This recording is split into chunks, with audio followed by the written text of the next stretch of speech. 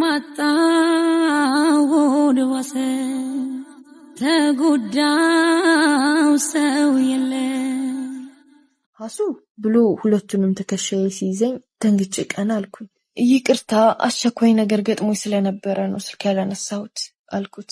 አተኩሮ እያየኝ ሀሱ ምን ሆነሻል? ፊትሽ እኮ ልክ አይደለም፣ ችግር አለ እንዴ ብሎ ጠየቀኝ። አይ እንዲሁ ነው፣ ትንሽ የቤተሰብ ችግር አጋጥሞኝ ነው አልኩት። መልሴ ባይዋጥለትም እሺ ብሎ ስላጋጠመኝ ነገር ጠየቀኝ። እኔም አሁን መረጋጋትና ማረፍ እንደምፈልግ ነገ ተገናኝተን ግን እንደምናወራ ነግሬው ወደ ቤት ሄድኩ። ክፍሌ ገብቼ ስለተፈጠረው ነገር እያሰብኩ ማልቀስ ጀመርኩኝ። ራሴን በራሴ ጠይቃለሁ። ቆይ እሺ ማስታወስ ባይችልስ? ላጣው እንደምችል ማሰብ ውስጤን አመመኝ። አይ እንዴ ማስታወስማ አለበት። ራሴን ጠይቄ ራሴ መልሳለሁ። እያለቀስኩ ቁጭ ባልኩበት አማን ቴክስት ላከልኝ። ማዕድል ሊያገኘኝ እንደሚፈልግና ነገ 4 ሰዓት ላይ ትዝታ መናፈሻ እንድትጠብቂ ይላል። ደስ አለኝ። ተነስቼም ባይን ጠራርጌ አልጋዬ ላይ ወጣሁኝ። ምን ሊለኝ ይሆን የሚለው ነገር እያሰብኩ በዛው እንቅልፍ ወሰደኝ። ጠዋት እንደነጋ ቁርሴን እንኳን ሳልበላ ተቀጣጠርንበት ቦታ ጋር ሄጄ መጠበቅ ጀመርኩ። ትንሽ ቆይቶ ማዕድን መጣ። ገና ሳየው ልቤ መምታት ጀመረ። ጉልበቴ ለመቆም አቅም ከዳው። መጥቶ አጠገቤ ተቀመጠና እንዴት ነሽ ሀሴት? ትናንት ባለማወቅ አስቀየምኩሽ አይደል? ይቅርታ አለኝ። ይሄን በመስማቴ ደስ አለኝና ፈገግ ብዬ አረ ችግር የለውም አልኩት። እሱም አማን ስለኔና ስለሱ ግንኙነት በትንሹ ካሱ ይሄን የመሰለ ጊዜን በማበላሸቱ በጣም ተበሳጭ።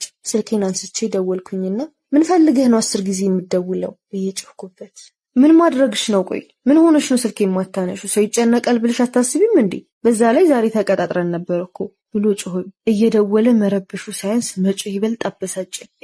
አሁንስ አበዛኸው። የሚሄድበትና የማደርገውን ሁሉ ላንተ መናገር ያለብኝ አይመስለኝም ብዬ ጆሮ ላይ ዘጋሁበት። ደጋግሞ እየደወለ ሲረብሸኝ ስልኬን አጥፍቼ ወደ ቤት ሄድኩኝ። በነጋታው ሰፈር ድረስ መጥቶ አገኘኝና ይቅርታ ጠየቀኝ። ያለ ጥፋቱ ይቅርታ በመጠየቁ አሳዘነኝ። እኔም ልክ እንዳላደረኩና በሰዓቱ እንደዛ የተናገርኩት ያለውበት ሁኔታ ትንሽ ጥሩ ስላልሆነ እንደሆነ ነግሬው ይቅርታ ጠየቅኩት። ያው በእኔ ስለማይጨከን ይቅርታ አረገልኝ እና ሁሉም ነገር ስረጋጋ እንደሚደርስና እንዳልጨናነቅ ነግሮኝ ሄደ።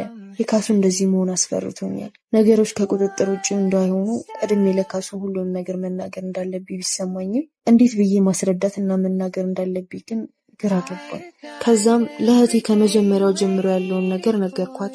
ማዕድን የመጀመሪያ ፍቅሬ እንደሆነ በጣም እንደማፈቅረውና ካሱ ደግሞ በችግሬ ሰዓት አብሮኝ የነበረ ልጅ እንደሆነ ከኔም ፍቅር እንደያዘው የኔ ፍላጎት ግን ከማዕድን ጋር መሆን እንደሆነ ነግሬያት ሐሳቧን ጠየቅኳት። እሷም ቶሎ ብዬ ነገሮችን መስመር ማስያዝ እንዳለብኝና እውነቱን ለካሱ መናገር እንዳለብኝ ነገረችኝ። እኔም ሐሳቧን ተቀብዬ እውነቱን ለካሱ ለመናገር ወሰንኩኝ። እናም ነገ አግኝቼ ላወራው ካሱ ደህና ነህ? ምን ሆነህ ነው? ድምጽህ ልክ አይደለም አልኩት። ካሱ እናቴ እኮ ሞተችብኝ አለኝ። ሰውነቴን የሆነ ነገር ሲወረኝ ተሰማኝ። ምን? መቼ? ማለት እንዴት? የማወራው ጠፋብኝ። ድንገት ነው። እኔም ትናንት ተደውሎልኝ ነው ሄድኩት አለኝ። ምን ማለት እንዳለብኝ ግራ ገባኝ። ከዛም ፈጣሪ የወደደውን ሰው እንደሚወስድ እሱም ለእናቱ ሲል ጠንካራ መሆን እንዳለበትና ጽናቱ እንዲሰጠው ተመኝቼ ስልኩን ዘጋሁት። ካሱ ለእናቱ ያለው ፍቅር የተለየ ነበር። ከሷም ውጪ ምንም ዘመድ እንደሌለው አጫውቶኛል። አሁን ከባዱ ነገር ለካሱ እውነቱን መናገሩ ነው። በዚህ ሀዘኑ ላይ የማፈቅሩ ልጅ እንደመጣና ከሱ ጋር መሆን እንደማልችል አምኖ እንደማይቀበለኝ ያውቃለሁ። ነገር ግን ያለኝ አማራጭ እውነቱን መናገር ብቻ ነው። እንዲህ እያለ ቀን ቀን ማዕድንን እያገኘሁ ነገሮች እንዲያስታውስ እየረዳሁት ወደ ቤት እመለሳለሁ። ማታ ላይ ደግሞ ካሱን ደውዬ እንዴት እንደሆነ እየጠየቅኩት ወራቶች ተቆጠሩ። የኔና የማዕድን ግንኙነት ጥሩ እየሆነ መጣ። እናም አንድ ቀን ድንገት ካሱ ወደ አዲስ አበባ እንደተመለሰና ሊያገኘኝ እንደሚፈልግ ደውሎ ነገረኝ። ልብሴን ቀያይሬ ሄጄ ያገኘሁት ጠቋቋል። የእናቱ ሀዘን በጣም እንደጎዳው ያስታውቃል። ሰላም ከተባባልን በኋላ የእናቱን 80 ሳያወጣ የመጣው የኔ ምላሽ ለመስማት እንደሆነ ነገረኝ። ልቤ ተጨነቀ። ፍርሃት አለኝ። ግን እንደምንም ራሴን አረጋግቼ ይኸውልህ ካሱ፣ አንተ ለኔ በጣም ጥሩ ሰው ነበርክ። በከፋኝ ባዘንኩበት ሰዓት ከጎን ያልተለየህም። ምክንያትሽን እስካልነገርሽ ድረስ ይሄን ነገር አልቀበልም። በቀጣይ ስመጣ አጥጋቢ መልስ ፈልጋለሁ ብሎኝ ጥሎኝ ሄደ። ካሱ ወደ ናዝሬት ተመልሶ የእናቱን ሰማይ አውጥቶ እስኪመለስ ድረስ ማዕድንን በነፃነት ማግኘት ጀመርኩ። አንድ ቀን ግን ከማዕድን ጋር ቁጭ ብለን እያወራን እያለ ከየት መጣ ሳይባል ካሱኛ ያለንበት ቦታ ጋር መጣ። ደንግጬ ከተቀመጥኩበት ብድግ ብዬ ካሱ አልኩት። በብስጭት አይን እያየኝ ለካ ፍቅሬን የገፋሽውና እኔ ላይ የተቀያየሽው ስለመጣ ነው አለኝ። ቆይ ተረጋጋ ካሱ፣ ሁሉንም ጊዜ ሲደርስ እንደምነግር አላስጨረሰኝ። በጣም ራስ ወዳድ ነሽ። እኔን የችግርሽ ማሳለፊያ ካደረግሽ በኋላ እንደማይጠቅም ዕቃ አውጥተሽ ጣልሽኝ። ቆሻሻ ነሽ ሀሴት። እንዴቱ በጣም ያስፈራል። በዚህ መሃል ማዕድን እንዲረጋጋና ተቀምጠው እንዲያወሩ ቢነግረውም መስማት አልፈለገም። ጭራሽ ከሱ ጋር አንድ ሁለት ተነጋግረው አንገት ለአንገት ተናንቀው መደባደብ ጀመሩ። ላስቆማቸው ብፈልግም አቅም አጣሁኝ። እየተደባደቡ እያለ ድንገት ካሱ ማዕድንን ሲገፈትረው ወርቆ የተቀመጥንበት ወንበር ጠርዝ መታውና ራሱን ሳተ። ካሱን ወደ ቁንሴ ተጠያቂ ላለመሆን እየሮጠ ባለንበት ጥሉን ከአካባቢው ተሰወረ። እሱን አቅፌ እያለቀስኩ እያለ አማን ደረሰ። ማዕድን መጥቶ እንዲወስደን ቀድሞ ደውሎለት ነበር። ምን እንደተፈጠረ ጠየቀኝ። ከማልቀስ ውጪም ግን ምንም ልመልስለት አልቻልኩም። በዚህ መሃል ማዕድን ነቃ። ደህና ነህ? አልተጎዳህም አይደል አልኩት። ነገር ግን በደንብ ራሱን ስላላወቀ መልስ አልሰጠኝም ነበር። አማን ደግፎ ወደ መኪናው ሲወስደው ደንግጬ አማን ጋር ደውዬ እንዴት እንደሆነ ጠየቅኩት። ደህና እንደሆነና እንዳላስብ ነገረኝ። ደህና በመሆኑ አምላኬን አመስግኜ ተኛ። ይሄ ነገር ከተፈጠረ በኋላ ማዕድንን ሳላገኘው 3 ቀን አለፈኝ። አማንን ስጠይቀው እስከምረጋጋ ማንንም ማውራት አልፈልግም እንዳለ ነገረኝ። ሳላገኘው ስለቆየው በጣም ናፍቆኛል። እንዲህ እያለ ሳላገኘው ሳምንት ሞላው። የካሱም ስልክ እንደጠፋ ነው። ታዲያ እሁድ ጠዋት ከቤተ ክርስቲያን ተመልሼ ግቢ ውስጥ ቁጭ ብዬ ፀሐይ እየሞኩ እያለ አንድ ስልክ ተደወለ። ቁጥሩን አላወቅኩትም። ምናልባት ካሱ ሊሆን ይችላል ብዬ በንዴት አንስቼ ሄሎ ስል ካሱ አለ። ማዕድን ነበር። ከተቀመጥኩበት ብድግ አልኩኝ። እንዲህ ብሎ ከጠራኝ ዓመታት ተቆጥረው ነበር። ልቤ ቀጥ ልትል ምንም አልቀራትም። ወይ ደህና ነህ? ተሻለ? ይቅርታ በእኔ ምክንያት እንድትጎዳ ስላደረግኩ አልኩት። ካሱ አትጨነቂ፣ አሁን ደህና ነኝ እሺ ብሎ ድጋሚ ስሜን በቁልምጫ ጠራው። የምሆነው ጠፋብኝ። በጣም ደስ አለኝ። ስለተሻለ በጣም ደስ ብሎኛል። ግን አልተቀየምከኝም አይደል አልኩት። አታስቢ ካሱ፣ አሁን የደወልኩልሽ ነገ ከቻልሽ እንድንገናኝ ልጠይቅሽ ነው አለኝ። እንኳን ላግኝሽ ብሎኝ ይቀርና እንዲሁ ናፍቆኛል። እኔም እንደምችል በደስታ እየሳኩኝ ነገርኩትና የምንገናኝበት ቦታ ተነጋግረን ስልኩ ተዘጋ። በጣም ደስ አለኝ።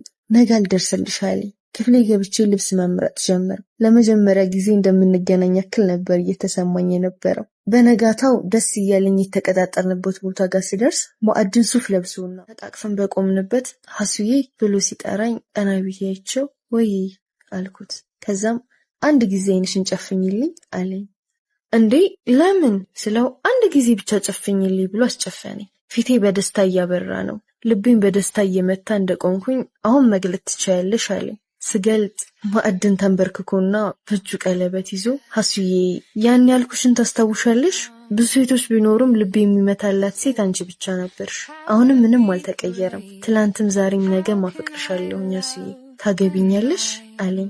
አላንገራገርኩም። አገባሃለሁኝ አልኩት። ተነስቶ አቀፈኝና ቀለበቱን አደረገልኝ። ደስታዬ ወደር አጣ።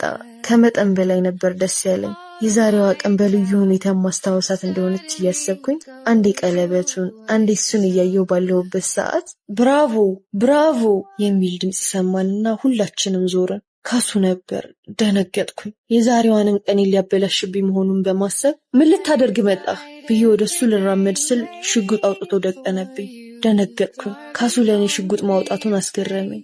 የቱንም ያህል ቢናደድ በእኔ የሚጨክል ልብ አልነበረውም። ቆይ አንቺ ምን አይነት ልብ ነው ያለሽ ግን? ይኸውልህ ወንድም ብሎ ማዕድን ሊያናግረው ሲል ዝም በል አንተ፣ ብዙ የማታውቀው ነገር ስላለ ዝም በል ብሎ ንግግሩን አቋረጠው። እባክህ ካሱ እሱን ነገር ዝቅ አድርገውና እናውራ ብዬ ለማረጋጋት በሞከርም ሊሰማኝ ፈቃደኛ አይደለም። እናቴን አንቺ ራስ ወዳድ የሆንሽ ፍጥረት ነሽ፣ ለአንቺ ደስታ ሳይሆን ሞት ነው የሚገባሽ ብሎ ተኮሰብኝ። ነገር ግን ማዕድን ራሱን መስዋዕት አደረገ። እኔን ሸፍኖ እሱ ተመታ። ሁላችንም ደነገጥን። ዓይኔን እያየኝ ተደግፎኝ ወደ መሬት ሸርተት ብሎ ወደቀ። እየጮህኩ በክንዶች አቅፌ እባክህ እንዳትሞትብኝ፣ ገና ብዙ የደስታ ጊዜያቶች ይጠብቁናል፣ እባክህ ማዕድን እጅ እንዳትሰጥ እያልኩ ማልቀስ ጀመርኩ። አግኝቼ ሳልጠግበው በድጋሚ ላጣው መሆኑ አስፈራኝ። ሀሱዬ እባክሽ አታልቅሽ አለኝ። ምን አይነት ልብ ነው ያለው? በሞትና በህይወት መካከል ሆኖ ለራሱ ስለኔ ነው የሚያስበው። እሺ አላለቅስም፣ አንተ ብቻ ደህና ሁንልኝ፣ ምንም አትሁንብኝ አልኩት። ነገር ግን አልቻለም። ልቡ አካባቢ ስለተመታ አቅም እያጣና እየተዳከመ ነው። ትንሽ ብቻ እሺ፣ አማን አምቡላንስ ጠርቷል፣ ትንሽ ብቻ ጠንከር በልልኝ፣ አሁን ወደ ሆስፒታል እንሄዳለን እያልኩት እያለ ፈገግ ብሎ እያየኝ ሀሱዬ ብሎ ጠራኝ። አጠራሩ ስንብት ይመስላል። እንባዬ እየፈሰሰ ወይ አልኩት እያጣጣረ። ሀሱዬ ሁሌም ደስተኛ ሁኝልኝ እሺ፣ እወድሻለሁ አለኝ እና እንደዛ ፈገግ እንዳለ ዝም አለ። ደነገጥኩኝ። ደጋግሜ እየጮኩ ጠራሁት። ነገር ግን ማዕድም እንዳይመለስ ጥሎኝ ሄዷል። መሞቱን መቀበል ከበደኝ። እዛው እሱ አጠገብ ራሴን ስቼ ወደኩኝ። ከአንድ ሳምንት በኋላ ስነቃ ራሴን መኝታ ክፍሌ ውስጥ አገኘሁት።